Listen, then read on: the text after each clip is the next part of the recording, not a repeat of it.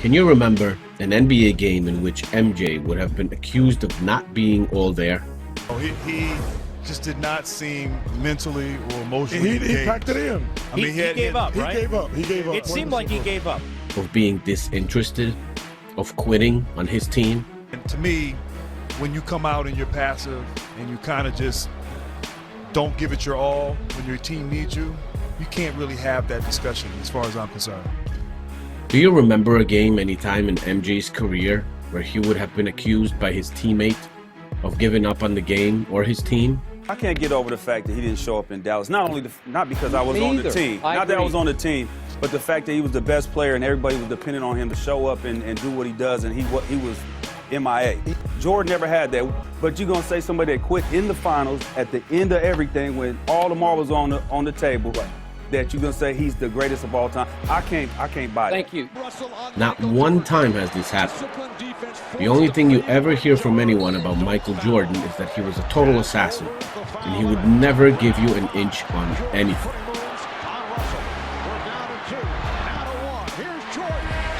He would destroy you on offense as well as defense. Michael, blocked inside. Here comes Chicago. Look at Jordan Gorman stealing off the glass. Tremendous defensive play.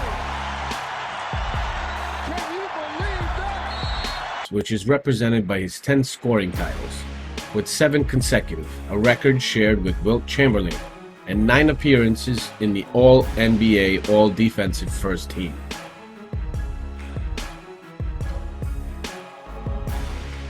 He killed you on offense, but he never picked and chose his spots on defense. He went all out there too. You simply knew every single game you were going to get 100% from MJ on offense as well as defense. In 1988, Michael Jordan won the Defensive Player of the Year award and averaged 35 points in the same season. The best player on offense and defense in the same year. MJ also accomplished all of this in one season. In 1995-96, MJ was the season MVP, the finals MVP, scoring champion, All-Star MVP, All-Defensive First Team, All-NBA First Team, 72-win season, and an NBA champion. That year, it seems like he was at his best and had arguably the best individual and collective season in the history of basketball. MJ has never been accused of quitting. LeBron James fans keep saying he quit after his 3rd title because they have no argument, really.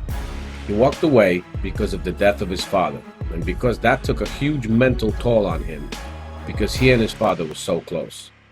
Many of his teammates have confirmed that. There are probably more than 10 instances LeBron quit on his teams in-game on certain important plays, yet lifted up his hands because he was so displeased by his team not being able to stop the opposition 4-on-5, with him just watching from the opposite end of the court.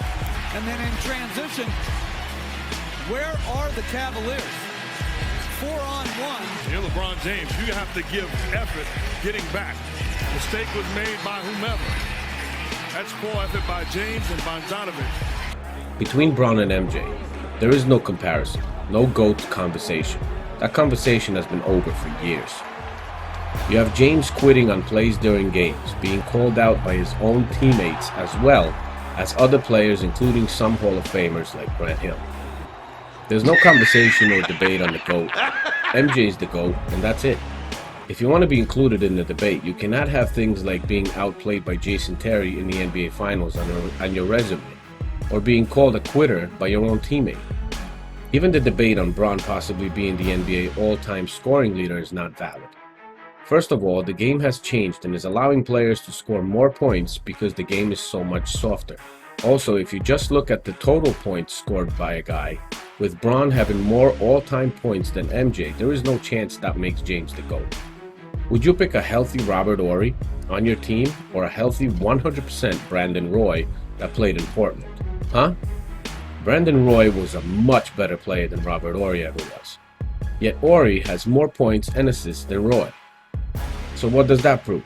Completely nothing, as this example proves. Robert Horry, points totals, 7,715. Assists, 2,343. Rebounds, 5,269. Brandon Roy, points, 6,136. Assists, 1,517. Rebounds, 1,388. Those are all totals. Roy played really only 5 NBA seasons with career averages of 18.8 points, 4.3 rebounds, 4.7 assists. Horry played 17 seasons with career averages of 7 points, 4.8 rebounds, and 2.1 assists. Now, do you think because of the totals being higher for Horry, does that mean he was a better player? Of course not. Debate closed and done for. There is nothing in the world LeBron James can do anymore to be considered a better player than Michael Jordan, except to keep bragging about it by himself. That one right there made me the greatest player of all time. That's what I felt. That one right there made you the greatest player of all time.